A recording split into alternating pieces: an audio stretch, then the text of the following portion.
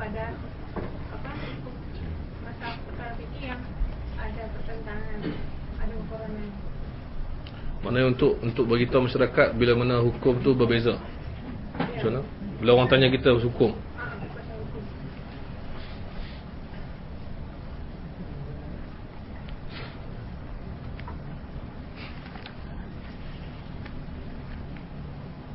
Kalau soalan ni terkumpul. Ini dapat banyak ulangan mana mungkin boleh tajuk kita hari ni fix solat dan adab dengan bersisi marangan dengan. Jadi bila sebut sisi marangan ni kadang ada datang satu tarikh istilah tu istilah talfiq. Talfiq maknanya masyarakat kita ni agak ya bila lebih cenderung pada maknanya kita pegang satu mazhab sudah kita macam masyarakat awam nak berhadapan yang mana dia nak jadi kenangan dari segi tu kat tu. Mana bila dia baca kitab yang lebih suka macam ni tapi sunnah sekalipun akan ada yang tak sia-sia lah. Jadi sana tak nak pemahaman di masyarakat. Ustaz Taufik lah. Sudah bawah ni kita ada banyak ustaz ni. Ustaz Husni ada, Ustaz Syauqi, ustaz yang saya tak kenal. Tak apa, jawab. Saya tak tahu, saya tak jawab. Saya minta soalan. Ya, brother. Yang pertama saya bagi cadangan. Mungkin sebelum jawab soalan tu Ustaz boleh ulang soalan dulu. Okey. Sebab mungkin ada antara soalan tadi tak jelas di belakang contohnya. Soalan yang katanya ni Ustaz dah bagi banyak contoh-contoh tadi. Alhamdulillah banyak membuka minda kita. Dan tambah satu lagi contoh. Kata selepas solat tu doa dengan suara kuat dengan mengangkat tangan.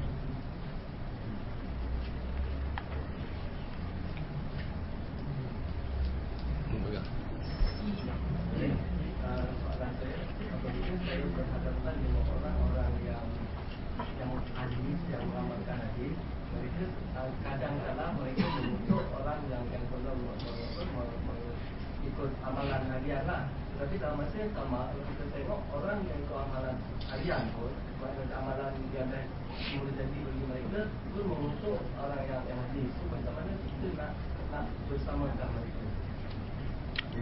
Contohlah, contoh mungkin paling simple, apabila ustaz yang tak berapa suka dengan yang hadis, dia kata apalah ada orang ni tak belajar pun itu dah pandai bagi komen bid'ah lah gitu. Kemudian apabila jumpa dengan orang yang hadis pula, dia akan hujat balik ustaz. So benda ni tak akan settle saya rasa. Macam mana kita nak supaya betul boleh damai. Basically dia ada referensi dengan dia sama. Saya spesifikkan dalam internet, mungkin FB contohnya, kita tengok ada orang share yang kumpulan A punya, lepas tu orang ni balas kumpulan B punya pula.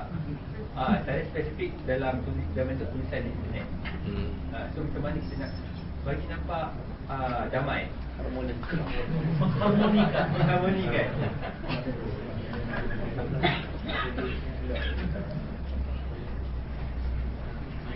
Salam.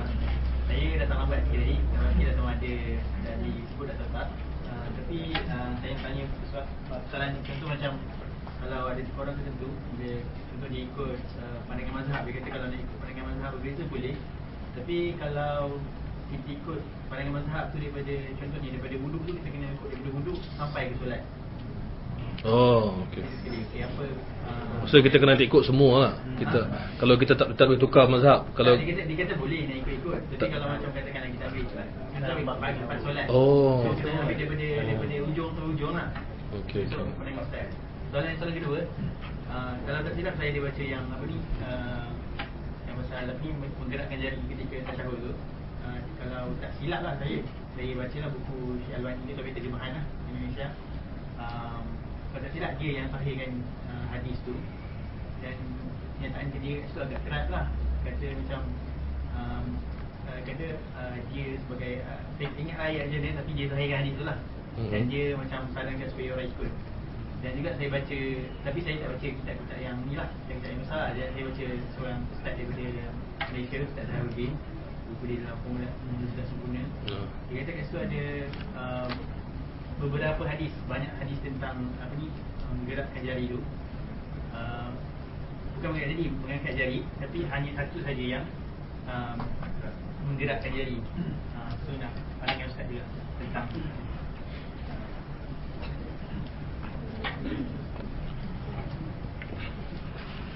jawab dulu. Yang pertama, bagaimana kita nak jawab kepada masyarakat yang tanya tentang hukum dan hukum tu berbeza. Kita kena lihat yang bertanya tu lah. Kalau yang bertanya tu dia boleh terima pandangan yang agak berbeza, kita boleh berilah. Kalau kita, maksudnya kalau lihat pada yang bertanya tu dia belum lagi bersedia untuk terima benda baru, tak salah kita fatwakan, kita berikan dia pandangan ulama yang telah dia biasa amalkan. Bagi saya itu bukan satu benda yang kita tak perlu paksa orang selagi mana benda tu tak salah. Kita kena ubah, tak payah ubah kalau tak salah. Contoh macam kalau dia tanya soalan tentang tentang batal wuduk, batal wuduk, sentuh semua ni. So bagi saya dia, tengok dia lah. Kalau dia boleh terima pandangan yang berbeza, kita katalah ada beberapa pandangan nak pegang mana. Tapi kalau dia memang tak dapat faham benda tu, kita just kata selama ni belajar batal tak batal? Batal. Jadi belajar dengan siapa? So kita macam tak payah serabutkan dia, mengikut dia. Kalau dia boleh terima macam yang datang hari ni open, kita ceritalah sikit. Tapi kalau dia tak ada masa, so kadang-kadang fatwa ni bukan soal, bagi hukum ni bukan soal dia faham, soal tak ada masa. Dia tak ada masa nak bincang benda tu, sibuk, ataupun dia tak dapat nak faham, ataupun itu yang terbaik untuk dia. So kita kena banyak fikirlah benda tu. Kita jangan sebab tu dalam dakwah ni kita kena belajar pada orang yang lebih lama daripada kita lah. Orang yang berdakwah lebih lama, macam mana cara nak settle. Saya pernah tanya ramai ustaz, macam mana kalau orang tanya soalan nak jawab macam mana. So pengalaman dia bagi cadangan kan. So alhamdulillah kita gunakan benda tu. So setiap orang tak sama lah, tak sama. So kita kena pilih cara yang terbaik untuk dia amalkan. Kalau dia tanya tu dari segi pemikiran, untuk dia pegang satu benda, kita beri dia benda yang sesuai dengan pemikiran dia lah. Itu bagi saya tak tahulah contoh macam mana kan, tapi contoh yang tadi tu lah. Dan kedua, pasal talfiq, ulama' beza pandangan lah, boleh ataupun tidak. Tapi kalau diikutkan masyarakat kita hari ini, telah berlakulah talfiq tu, tak disedari ataupun disedari. Cuma talfiq ni perlu ada bagi saya perlu ada pembacaan dan pengajian lah. Soalan talfiq. Talfiq tu apa? Talfiq tu apa? Ambil mazhab ni sikit, mazhab ni, ataupun hari ni mazhab ni, esok mazhab lain. Ada ulama kata boleh pun, tak ada masalah. Sehingga kan ulama yang pegang dengan mazhab yang kuat pun dia kata boleh, tapi dengan ilmu, tahu apa kita buat, tahu apa kita pegang, belajar macam mana gitu. So dia bukan dia suka-suka kan? Sehingga kan saya baca buku Dr. Muhammad Sa'id Ramadan Al-Buti yang dia menentang tanpa mazhab ni. Dia kata bid'ah yang mengancam syariah Islam, iaitu al-madhabiyah, tak nak mazhab. Dia buku tu dia keras sebab dia jawab buku yang keras, buku yang mengatakan siapa ikut mazhab ni melanggar perintah Allah, tak wajib. Keras sangatlah. So dia jawab benda tu. Tapi dia yang keras pun dia kata boleh bertukar pandangan dalam mazhab atau mazhab lain dengan syarat disiplin. Masyarakat umum dia dah buat dah talfiq, tapi dia tak sedar kan? So kalau yang belajar, kita suruh dia belajar. Kalau yang tak sedar, kita suruh dia buat maksudnya teruskan selagi mana tak ada halangan. Doa lepas solat, adakah boleh doa ataupun apa perbezaan ulama doa lepas solat?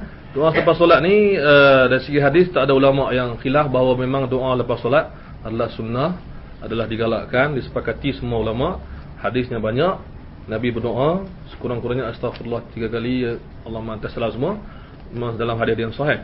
Cuma doa secara berjemaah beramai-ramai, ada ulama kata boleh dengan beberapa syarat.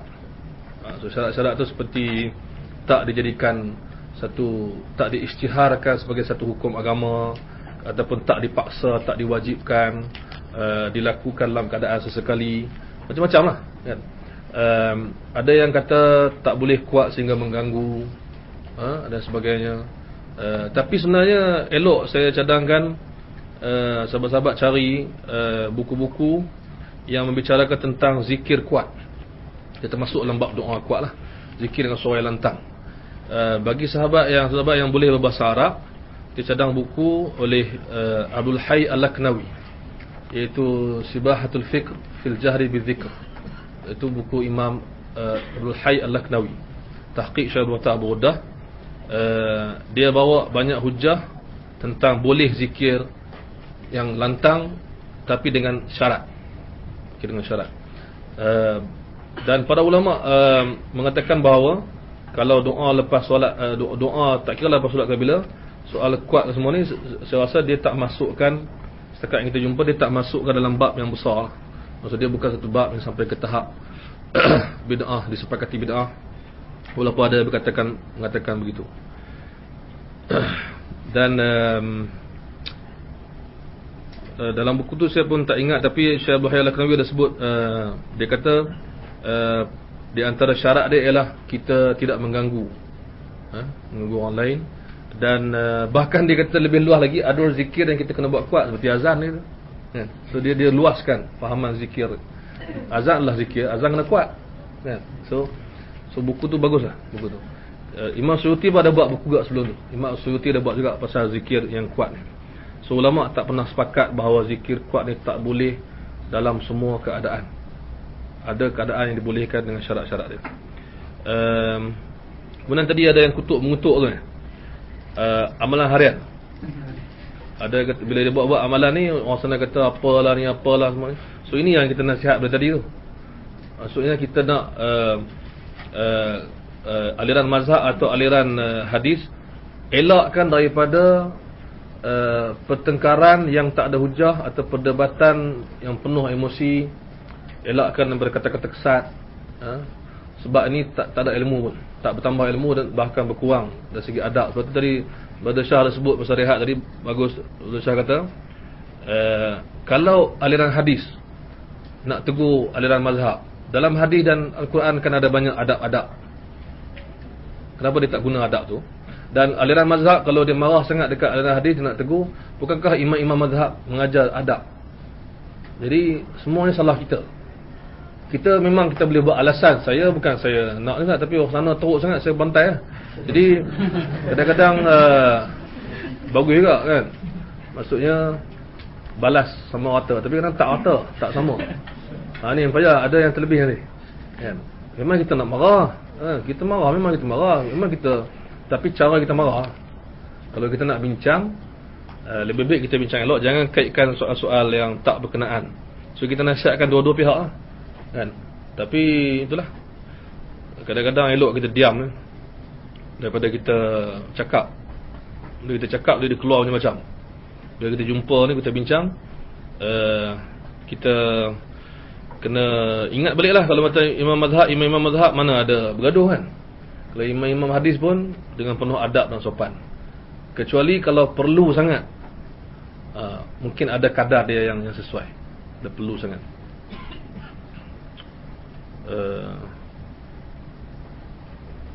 Betul apa tu? Tak ingat lah. Oh, Facebook. Harmoni tak harmoni tak? Rasa lebih baik kita kurangkanlah Facebook.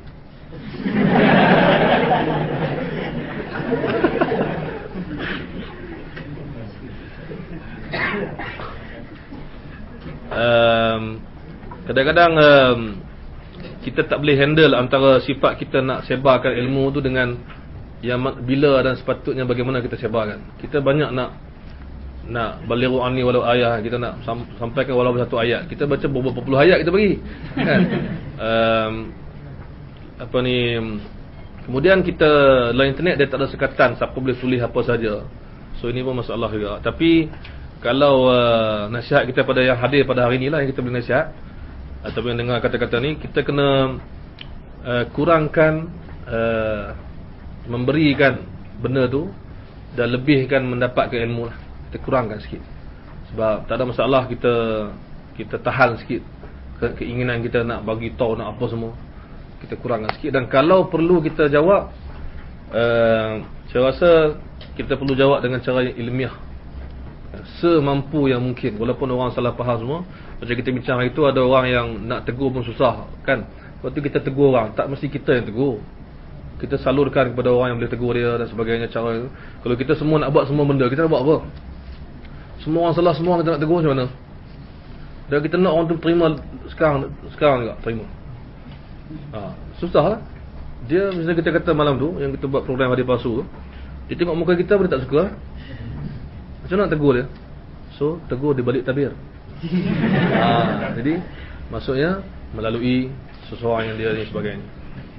Kemudian siapa tanya ni? Saya tulis apa ni? Ambil semua. Apa ni? Ambil sikit-sikit. Ambil sikit. Ni dan dalam sebab tu ambil dua hadis sembahyang. Tak disyaratkan begitulah. Di sisi ulama mazhab sebenarnya pun dia tak syaratkan begitu. Tapi itu sebagai nak menyekat, nak disiplinkan kita lah. Betul juga. Kalau kita fikirkan kenapa keluar kerja tak kerja amil ni, sebab orang tak nak disiplin, dia pakai ambil je. Tapi kalau kita hadkan, maka dia ada disiplin. Macam kenapa dalam beberapa mazhab diberikan had pergerakan 3 kali tu, batalkan sembahyang. Ada mazhab tak berikan had. Had diberikan untuk memudahkan kita kenal, memudahkan kita mendidik kan. Sebab tu kadang-kadang keluar banyak sangat perbincangan dalam kitab fiqh yang tak ada dalil kononnya lah. Tapi sebenarnya dia keluarkan tu daripada keperluan semasa. Contohnya syarat-syarat memilih imam, banyak dia bagi syarat sebab dia tahu imam tu penting kan. Dan dia ambil pada banyak benda. Kemudian bincangkan banyak kemungkinan yang akan berlaku, sebab dalam masyarakat ada macam-macam. So kita tak boleh kata ini semua benda ni tak penting, contoh. So itu saya setuju dari segi nak menghadkan, disiplinkan orang. Memang sepatutnya kalau dia nak study, dia nak tukar mazhab ke, dia nak ikut ke, dia kena study, balik kepada kajian. Tapi taklah seberat tu kan. Maksudnya dia kaji apa yang dia nak tu, dia kena belajar kan. Tak sempat ke? Tak sempat ke? Semua benda kita nak study ni. Sebab tu taklid kena ada juga dalam hidup kita. Balik ikut orang yang kita percaya, itu maksud taklid. Orang yang kita yakini, pendapat yang kita yakini. Kalau semua benda nak ikut dalil, tak ada orang boleh buat dalam dunia. Tak sempat, mati macam tu. Betul cerita dia. Sebab tu imam-imam awal pun dia sebut, dia kata orang alim boleh taklid, bahkan wajib taklid bila dia belum jumpa jawapan, bila dia tak tahu jawapan, dan bila dia tak sempat nak mencari jawapan. Itu orang alim. Apatah lagi kita. So kita ikut pandangan sebaik mungkin, dan kita boleh ubah pandangan kita kalau kita ada. Pasal gerak jari tadi, hadis tu memang ada, kita dah sebut tadi. Maksudnya Ustaz Zardin sebut tu betul lah. Maksud ada hadis-hadis yang disepakati sahih oleh semua pihak, ialah mengisyaratkan. Yang menggerakkan tu memang ada hadis disahihkan oleh sebagian ulama, dan ulama mazhab yang awal dia tak sahihkan, tapi dia ambil sebagai fiqh. Sebab tu soal bergerak jari ni soal fiqh, tak ada masalah. Asalkan kita tak paksa orang buat sesuatu benda, tak halang dan sebagainya. Dan apa yang last ni? Ya Allah, hadis je saya tulis hadis je. Siapa yang soalan last ni? Siapa soalan last ni? Ke saya yang silap tulis? Siapa tanya soalan ni? Pasal hadis. Cuba kita abaikan. Apa ni? Okey, saya buka kalau soal jawab lagi. Kalau ada soalan lagi. Kalau ada. Ustaz, tadi mengenai pasal adakah imam mazhab mungkin bersilap? Dan bolehkah orang-orang yang ketinggian membetulkan imam mazhab? Mungkin pandangan dia mungkin ada salah. Adakah kemungkinan untuk salah? Pertama. Kedua, adakah imam mazhab tu tidak menjumpai hadis-hadis? Ketiga, banyak lagi. Saya nak tulis tak tulis? Saya tak lupa. Jumpa hadis, adakah orang kemudian boleh betul kan? membetulkan keadaan? Apa imam mazhab yang mungkin tak jumpa kan? Okey, soal imam mazhab mungkin salah, itu memanglah mungkin, manusia memang mungkin salah. Kan? Dari segi kaedah asas hidup manusia ni, memang dia boleh buat salah, dia boleh buat betul lah. Dan lupa, tersilap ataupun sebagainya, itu benda tak mustahil langsung. Tetapi nak buktikan dia salah, yang tu yang bagi saya lebih penting. Adakah benar dia salah? Sebab saya pernah jumpa orang, dia kata Imam Syafi'i salah. Bagaimana kalau Imam Syafi'i menyalahi Quran dan hadis? Ayat. Saya kata, apa dia? Dia kata ada lah. Saya kata, lah, apa dia? Bagilah apa. Lepas tu dia kata, contohnya dia kata Imam Nawawi kata Imam Syafi'i salah. Saya kata, macam mana kita tahu Nawawi betul, Syafi'i salah? Jadi dia pun kata betul juga. Jadi sekarang ni bukan soal apa, soal saya nak bina sikap hati-hati. Bukan soal nak menghalang orang untuk mengambil yang mana yang lebih tepat, lebih tepat sebenarnya. Dan paling elok kita ambil daripada ulama yang hampir dengan dia lah. Yang hampir dengan dia. Maksud hampir setara dengan dia, hampir zaman dengan dia.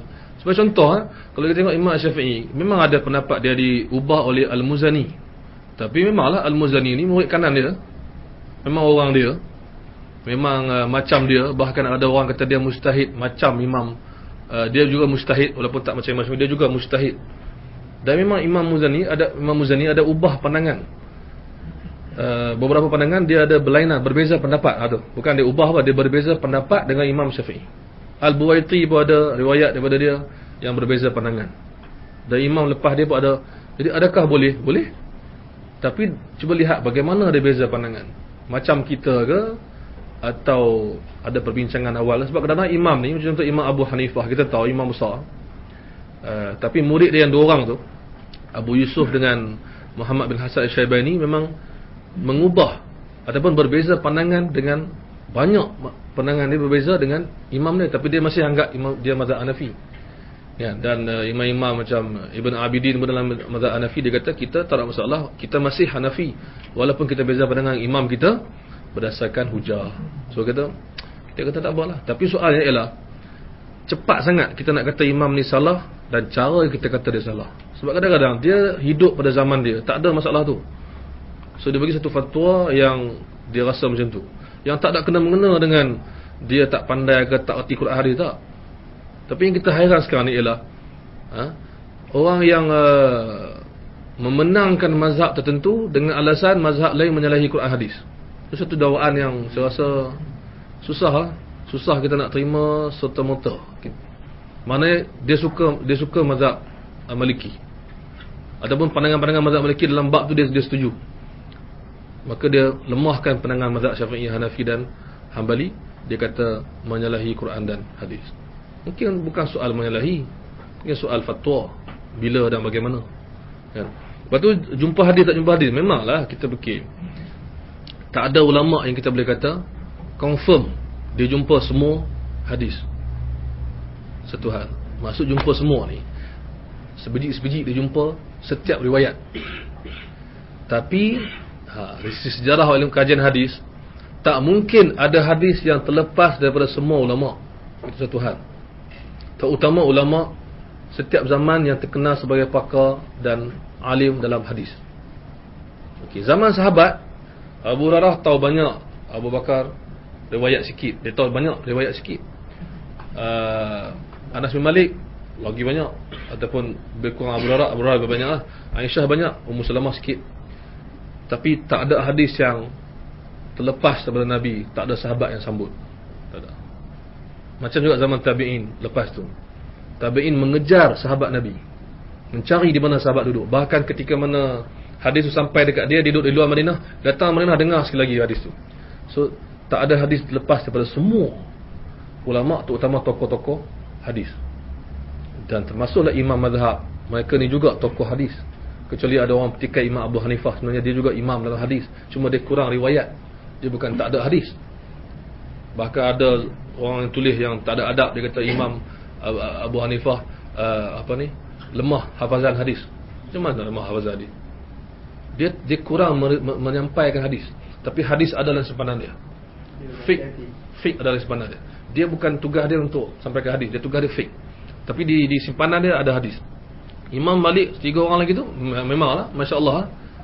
Tapi bukan maksud mana orang tak faham, kadang dia kata Muwatta' tu sikit. Sebenarnya Muwatta' tu hasil Imam Malik buat, dia hafal lagi banyak kan. Itu yang kita tahu daripada pengajian kita kan. Yang tak tahu dia kata Muwatta' kecil je. Imam Malik hafal banyak ni je. Ataupun Bukhari 7,000 lebih, sedangkan dia hafal beratus ribu sanad dari riwayat. Okey, satu keadaan lagi, hadis tu dia tahu dah hadis tu, tapi dia tak tahu hadis tu ada 10 sanad. Dia tak tahu 10 tu, tapi dia tahu hadis tu asal hadis tu. So dia tetap jumpa hadis tu. So dakwaan kata imam mazhab ni terlepas hadis sampai tak jumpa langsung asal usul dia ataupun yang berkaitan, susah. Melainkan diakui oleh diri dia sendiri. Contoh kita baca kitab Imam Syafi'i, dia kata sekiranya hadis ini sahih. Okey, tu dia kata. Ataupun dia kata setakat mana yang aku jumpa, aku tidak temui. Tapi kena hati-hati, aku tidak temui ini maksudnya dia memang dia tak ada hadis tu kadang-kadang, sebab dia imam. Sebab tu kalau kita nak ijtihad benda ni, dari segi logik akal mungkin, dari segi realiti hakikat sejarah fakta dia belum tentu. Itu maksud saya hati-hati. Kan, hati-hati. Dan tak semudah itu. Tak semudah itu. Saya tak tahu orang faham pula jawapan saya. Saya semua masih dia sudah manhaj kita penerimaan ilmu. Macam nak maksudnya? Seolah-olah maksud Ustaz macam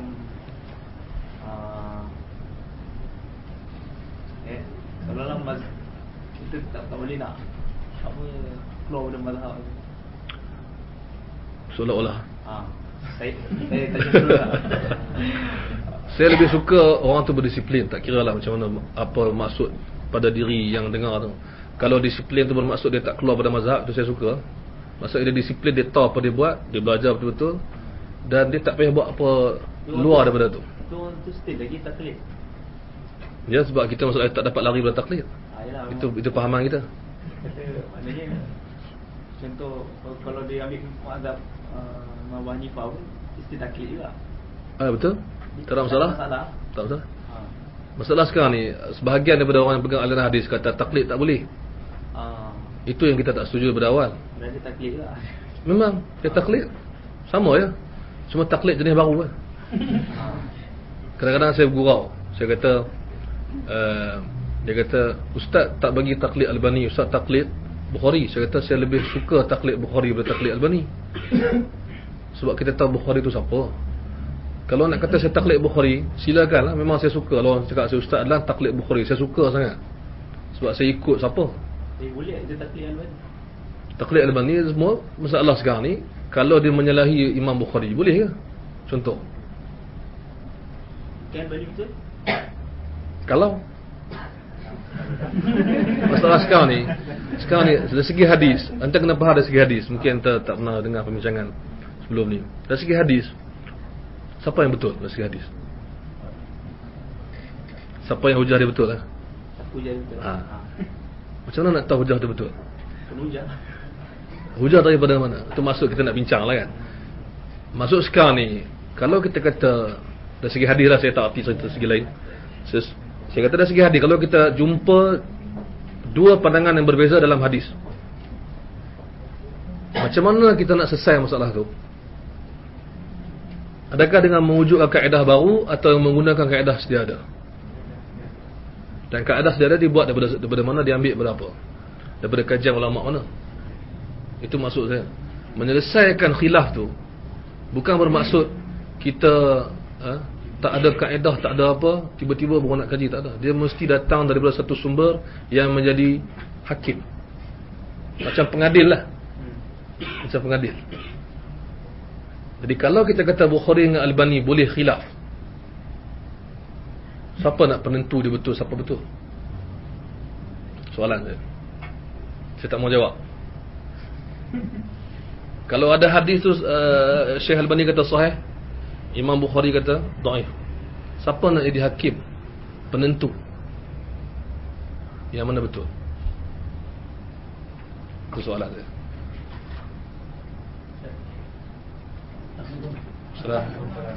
Dan nak bertanya tentang penilaian satu hadis kan sebagai paling tinggi kita ni lah. Jadi isu taklid ni memang kenapa taklid pada mazhab Syafi'i lah kan. Cuma dalam mazhab Syafi'i sendiri ada perbezaan kaul. Jadi kita nak memilih kaul yang lebih rajih lah. Ya. Jadi dalam penilaian satu hadis antara mutaqaddimun dengan mutaakhirun ada yang berhujah kalau kita sepatutnya taklid pada mutaqaddimun lah kerana itu lebih baik kaum kan ikut mazhab salafus saleh. Tapi ada yang berkata yang muhaddis mutaakhirun ni pun bukan tak tahu benda tu. Sebagai contohnya Syarbani kan, dia pun dah baca beberapa kitab juga. Betul. Kitab tu juga dengan macam ulama-ulama Saudi lah. Saya rujuk pada ulama Saudi Ya, yang memang ya. kita tahu mustahid kibar mutaakhirun ni kan. Ya. Jadi kita sebagai orang awam ni yang belajar, kita dapat satu hadis berbeza penilaian satu hadis tu. Jadi atas alasan yang mereka taklid pada mutaakhirun ni, zaman dulu tak ada himpunan kitab-kitab ni. Sekarang ni semuanya ada opinion tu. Ya. Klik-klik je semua dapat dah. Semua tahu Syamilah ni pun dah beribu-ribu dah kan. Jadi kita ni sebagai penuntut ilmu, macam mana kita nak pendirian kita kat sini. Macam contoh dalam kaul mazhab Syafi'i, contohnya macam solat Jumaat 40 orang. Yang Syafi'i cakap Ibn Hajar sendiri bukan salah seorang daripada imam kibar mazhab Syafi'i. Dia Oh, kata betul. orang kan. Jadi kita ni orang awam ni yang tak tahu apa dia lah kan, yang memang jahil ni, macam mana kita nak mendirikan pendirian kita. Okey. Maksud. Soalan tu ada dua tu. Soal fiqh saya tangguh sekejap. Soal hadis tadi. Soal hadis saya tertarik. Sebab memang kita tahu dalam Al-Qadar kita memang duk fokus tentang soal bagaimana nak tangani perbezaan pandangan status hadis tu. Kan? Lepas tu saya timbulkan soalan tadi. Nak menyelesaikan masalah. Okey. Memanglah sekarang ni, masalah sekarang ni hadis tu kita kata ada zaman kegemilangan dia. Kan? Bagi orang yang tak tahu apa ataupun tak dapat gambaran tepat apa sebenarnya berlaku di zaman Bukhari Muslim, mungkin akan menganggap Bukhari Muslim hanyalah salah seorang daripada muhaddis yang ijtihad berdasarkan Muslim mungkin kita tak ada tikai yang lain. tak, saya cerita tak petikan. Saya nak cerita benda tu. Kalau kita lihat daripada Bukhari Muslim punya perspektif, ramai orang yang mungkin anggap bahawa Bukhari Muslim sebenarnya hanyalah seorang mujtahid hadis biasa, yang mana-mana siapa-siapa boleh sampai taklid. Tapi sebenarnya wallahu alam, mengikut pembacaan dan mengikut apa yang ulama-ulama saya sebut, takkan ada orang boleh sampai tahap mereka walaupun dia guna apa sahaja kaedah. Bila dia sampai tahap tu, dia keluarkan hukum dia tak sama dengan hukum yang orang lain yang tak sampai tahap dia keluarkan. Itu memang cukup penting. Sebagai contoh paling mudah, yang mana yang ambil tahu pasal hadis. Kita nak cari hadis contoh daripada Abu Hurairah. Dan Abu Hurairah ada ramai anak murid. Okey, contohnya Abu Saleh. Okey. Kita boleh cari menggunakan apa yang kita ada, tapi kita tak akan jumpa semua yang mereka jumpa. Confirm. Dah lama orang buat benda ni. Maknanya anda tak boleh nak kumpulkan hadis Abu Hurairah seperti mana Bukhari dan Ahmad kumpul, masuk dalam simpanan dia. Apa yang anda boleh kumpul hanyalah apa yang dia tulis. Daripada simpanan yang banyak, dikeluarkan sikit ni. Kalau kita ada Maktabah Syamilah contohnya, kita hanya boleh search buku yang kita masukkan sendiri. Apa yang kita masukkan ialah apa yang kita jumpa pada hari ini. Tapi Bukhari dan Muslim dan Ahmad, Imam Ahmad ada 1.5 juta sanad simpanan dia. Dia hanya keluarkan 40,000 dalam musnad. Mana lagi yang lain? 600,000 Bukhari, dia keluarkan 7,000 dalam. Dia kata 600,000, dia keluarkan 7,000 je dalam Sahih Bukhari. So kita memang fingertips kita boleh cari yang dia cetak, yang dia tulis, yang dia simpan di rumah dia dulu tu, yang dia hafal semua tu. Itulah ilmu dia. So dia boleh nilai hadis ni sahih ke dhaif berdasarkan apa yang dia ada. Kita berdasarkan ni je. So sebanyak mana kita kumpul buku pun, dia lagi luas. So hukum dia, dan kalau kita tengok lagi hukum hadis ni, ramai ulama dulu sepakat dia tak beza pandangan. Ulama lepas tu yang beza pandangan. Ada juga beza, tapi ada sebab dia. Tapi beza makin banyak lepas tu sampaikan bukan setakat beza hukum hadis, beza mustalah hadis, beza ta'rif tu, beza ta'rif ni, beza kitab tu, beza kitab ni, beza banyak. Jadi tak mungkin khilaf tu sama kuat. Tak mungkin. Khilaf sama kuat kalau khilaf tu antara Bukhari dengan Muslim, mungkin sama kuat. Tapi kalau Bukhari dengan kita, khilaf. Saya cek hadis semua dengan Syamilah saya jumpa hadis ni ada masalah sanad. Bukhari kata sahih. Ini khilaf. Macam mana nak selesai khilaf ni? Kawan kita yang ketiga datang, aku nak tengok macam mana aku nak selesai. Aku tengok muka aku tengok Bukhari, confirm hang salah. Penilaian dia berdasarkan kepada banyak benda. Paling kurang ni ialah siapa yang berkata. Sebab tu bila jarah ta'dil, sahabat-sahabat sekalian yang ambil hadis, jarah ta'dil memang khilaf banyak. Lepas tu kita nak kata apa? Semua ulama, semua rawi siqah. Sebab apa? Ni kata siqah dengan dhaif, ni kata siqah dengan dhaif, siqah. Tak mungkin. Okey, Imam Ahmad dengan Al-Hakim khilaf. Imam Ahmad dengan kalau kita bagi nama ulama lepas tu Ibn Hibban khilaf. Imam Al-Bukhari dengan ulama lepas tu khilaf. Khilaf yang berlaku, Bukhari kata rawi ni siqah, datang Al-Hakim kata dhaif. Kita nak buat macam mana? Sebab tu antara salah satu cara menyelesaikan khilaf, melihat kepada siapa yang berkata. Salah satu, bukan semua. Salah satu cara nak selesaikan khilaf. Bukan semata-mata tengok hujah. Bukan semua. Kita tengok hujah macam mana? Jarah ta'dil. Imam Ahmad kata dia ni dhaif. Kemudian 2 atau 3 tu pada orang kata siqah. Macam mana anda nak jadikan nak check? Macam mana? Tak boleh check. Sebab Imam Ahmad berada pada zaman yang fit untuk dia bagi hukum rawi. Hampir bahkan hidup bersama tu. Tapi Imam lepas tu 2 tahun betul dia hanya berdasarkan kepada kertas yang dicatat dan dia melihat kepada riwayat. Ibnu Adi contoh, Ibnu Adi bukan buat benda baru, dia kumpulkan pandangan ulama-ulama. Ibnu Hibban buat kitab Majruhin, ulama dhaif, dia kumpulkan ulama. Ibnu Hajar buat taqrib semua tu. Al-Mizzi sebelum dia buat Tahdhibul Kamal, bukan buat benda baru, susun benda lama. So kalau Al-Mizzi mukhalafah dengan Yahya Al-Qattan, Yahya Al-Qattan 198 Hijrah, Al-Mizzi 751, ada khilaf. Tak mungkin sama kekuatan khilaf. Itu maksud saya. Bukan soal kita kata kita boleh jumpa semua. Itu pun saya tak setuju. Kita boleh jumpa semua kitab, ulama dulu tak jumpa, tak ada. Itu lain, itu sangkaan kita. Takkan ulama dulu dia tak tahu. Takkan dia tak faham cara kita. Macam mana yang kita faham sekarang kan? Bukhari semua dah tahu lah. Kita nak ni. Maksudnya dah segi apa? Saya ulama-ulama tu kan, dia silap dengan apa yang Bukhari, contoh Bukhari lah kan. Okey. Takkan dia tak terfikir apa aku nak silap ni, Bukhari dah betul lah. Kalau banding dengan ilmu aku pun takkan sampai macam Bukhari. Ya, dia tak pernah kata dia sampai Bukhari. Yalah. Tapi hasil dia, hasil kajian dia lain daripada Bukhari. Sebabkan dia pegang kepada beberapa kaedah. Dia pegang apa kaedah yang betul, yang salah tu nombor 2 lah. Kan? Okey, anda ambil bidang apa sekarang ni? Anda nak bincang, nak guna istilah, terms. Bidang apa anda ambil sekarang? Tahfiz. Tahfiz Al-Quran. Okey. Dalam bidang ilmu Islam, kita ada istilah yang kita guna. Dalam hadis, kita ada mustalah hadis. Kan? Kalau kita anggap mustalah hadis tu sebagai hakim, penentu dan pemutus antara khilaf, apa pendapat anda kalau anda kata mustalah hadis itu pun khilaf? Jadi susah. Ulama hadis yang silap tu bukan kerana dia sengaja. Contoh Syekh Albani, kenapa dia salah? Ada sebab-sebab dia.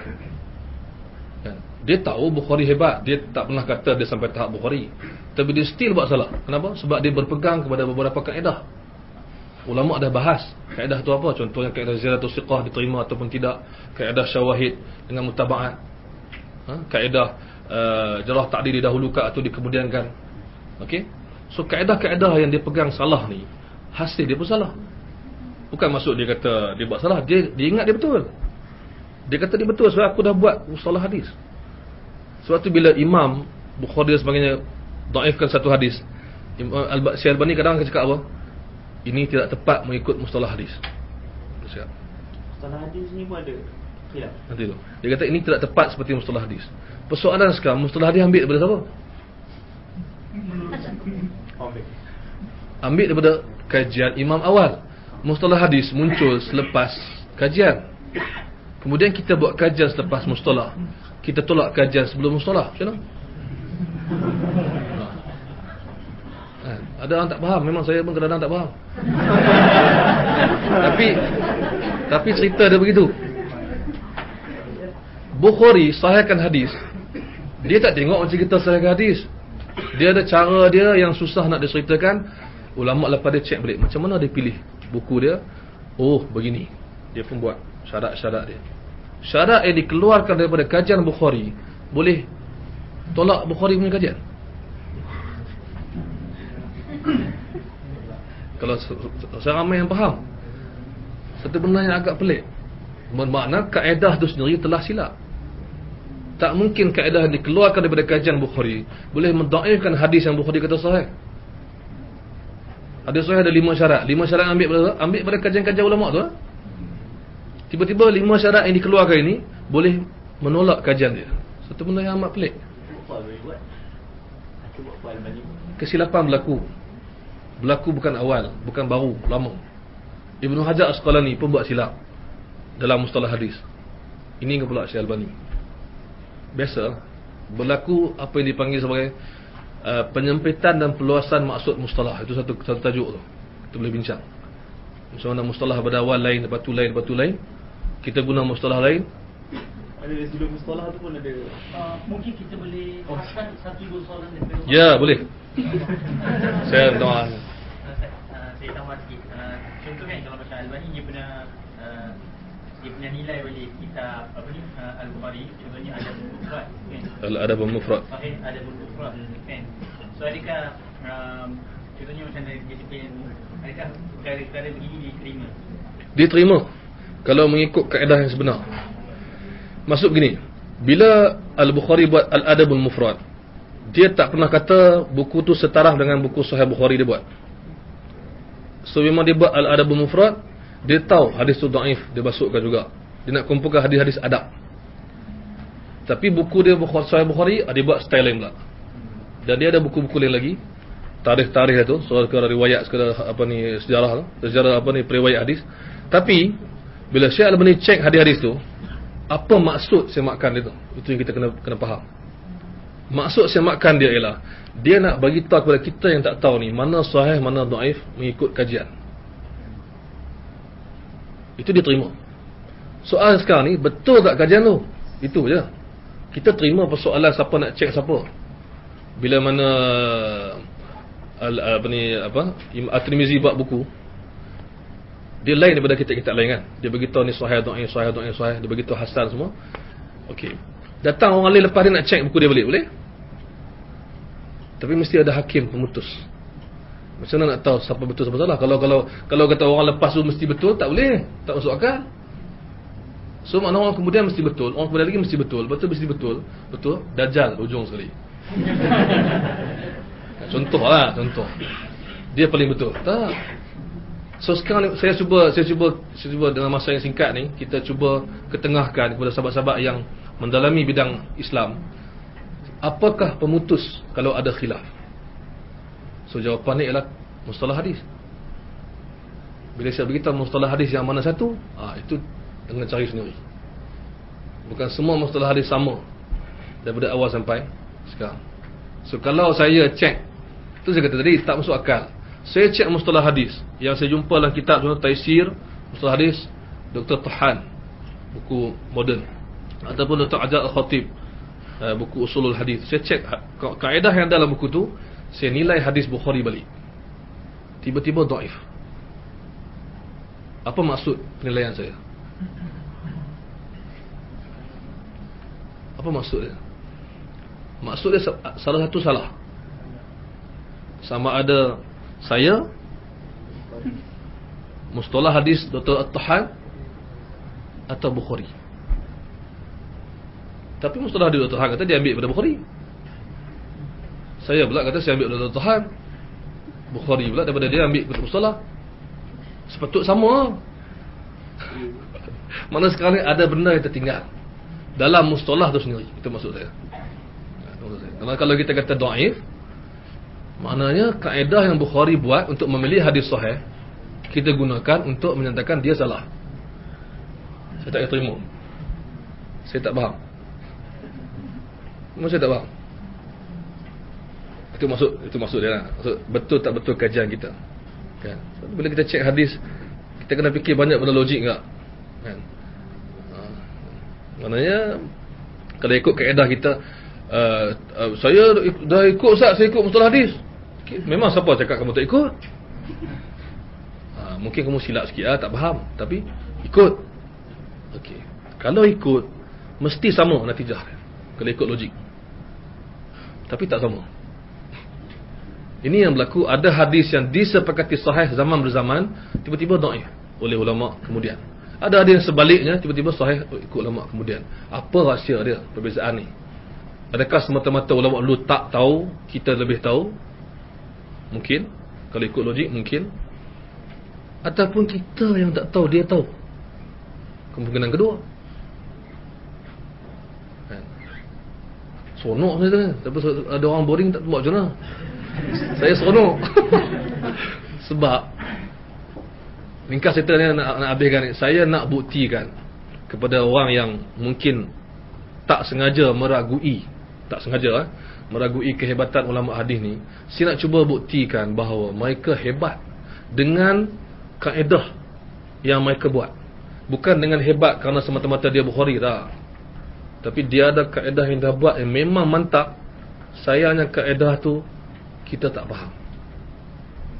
Banyak sebab menyebab kita tak faham. So, saya tak nak kata Imam Bukhari mesti betul. Setiap masa dia khilaf dengan imam mana-mana dia mesti betul. Tapi kaedah yang dia buat tu mantap. So kita buktikan dengan kaedah tu.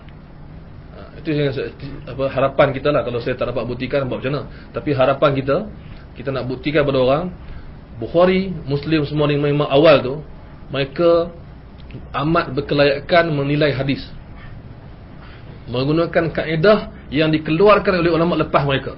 Sebab tu mula-mula sekali mustalah hadis yang muncul bukan di zaman tu, lepas tu. Dan berlaku evolusi, boleh guna perkataan evolusi. Berlaku benda-benda tu, perubahan, penyempitan, perluasan, penambahan, pengurangan amat banyak. Kalau kita tak sedar benda tu, patutlah kita tak faham. Kalau kita sedar, baru kita faham. Oh, rupanya mustalah hadis yang ada pada hari ini tak sama sebiji macam mustalah hadis di zaman Ibn Salah, dan tak sama macam sebelum dia dan sebelum dia. Baru kita faham kenapa berbeza hukum. So kita tak akan salahkan, kita tak akan kata kenapa Syekh Albani dah tahu buat juga. Tak, dia tak tahu. Kenapa Bukhari mesti dia je menang? Bukan macam tu. Memang dia tiada. Ada kaedah dia, ada bukti, ada hujah. Sebab tu saya kena bagi cadangan. Cadangan saya, sahabat-sahabat yang boleh baca buku bahasa Arab, yang tak boleh baca minta tolong yang boleh baca. Cukuplah dengan baca pendahuluan Sahih Fathul Bari, Hadis Sari, Al-Hadis Sari ya. Pendahuluan yang tebal tu, Imam Ibn Hajar telah ceritakan kenapa Bukhari hebat, kenapa Sahih Bukhari hebat. Tak payah khatam semualah, berpuluh jilid tu. Khatam mukadimah tu. Dia dah cerita kenapa Bukhari hebat dengan hujah dan bukti. Bukan dengan dia sebab dia Bukhari kita ambil berkat. Tak. Dia hebat sebab dia ada ilmu, kaedah yang mantap. Bahkan cara dia amat unik. Amat unik. Sebab tu je cerita dia. Rahsia di sebalik kehebatan. So soal khilaf kita kena bincang hari lain, bagaimana nak menangani khilaf. Tapi cerita sekarang ni ialah memahami kenapa khilaf tu berlaku dulu.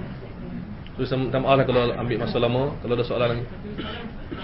Kenapa macam ada sebahagian ulama Mekah Timur tidak meriwayatkan hadis yang mereka telah hafal, Imam Ahmad, Bukhari yang mereka tidak meriwayatkan hadis atau Dia tajuk fiqh solat aje. Okey. Kenapa mereka tak riwayatkan hadis? yang mereka telah hafal. Yang mereka telah hafal. Dari Ahmad. Ada banyak sebab. Kalau ikut yang kita jumpa yang disebutkan dengan jelas, sebabnya antaranya ialah kerana ia tidak sahih. Antara sebab dia. Sebab tu Imam Ahmad bila dia buat buku Musnad tu, dia suruh anak dia tapis untuk dia, hadis ni buang, hadis ni okey, hadis ni dia dah buat sampai dia ke hujung hayat dia lah. Kemudian contoh lain lagi adalah kerana hadis tu telah pun berulang, so dia tak payah sebut banyak kali. Sebab tu kitab Al-Bukhari dan Muslim dinamakan oleh mereka sebagai Al-Mukhtasar, yang ringkas. So ringkas maksudnya ada lagi hadis lah dia tak sebut. Dan dengan jelas Imam Muslim menyebut bahawa dalam riwayat lain dia kata dia ada tinggalkan yang sahih pun ada. Dan memang tu logik lah. Sebab itulah imam-imam lepas dia tu cuba lengkapkan. Macam Al-Hakim cuba buat Mustadrak, Ibn Hibban cuba buat sahih, lengkapkan. Maksud ada lagi hadis sahih yang lain yang tak ada dalam Bukhari Muslim. Bahkan timbul salah faham di kalangan ahli-ahli pemikiran yang pelik-pelik zaman tu. Dia kata hadis yang kami tak jumpa dalam Bukhari Muslim dhaif. So Al-Hakim telah bangun jawab balik, Ibn Hibban sebelumnya dah bangun jawab balik. Okay. So mereka tak riwayatkan, ada banyak sebab kenapa mereka tak riwayatkan hadis tu. Dan kadang-kadang hadis yang mereka nak riwayatkan tu banyak disebabkan sanad yang banyak, riwayat yang banyak. So dia tak sebut semua riwayat. So ada banyak sebab kenapa dia tak sebut. Bukan maksud hadis tu hilang begitu aja. Tak, dia tak akan buat begitu. Dia akan sebutkan usul hadis, dia akan sebarkan, dia akan nyatakan dan didokumentasikan semuanya hadis-hadis. Kan? Jadi termasuk juga fatwa sahabat dalam banyak-banyak tu. 1.5 juta Imam Ahmad tu masuk fatwa sahabat, fatwa tabi'in, riwayat-riwayat. Yang ni semua ada lah. So dia pilih 40,000 tu sebagai usul untuk dia letakkan sebagai tempat rujukan. Dia kata kepada anak dia, ini tempat rujukan kalau orang cari hadis, carilah buku ini. Okey.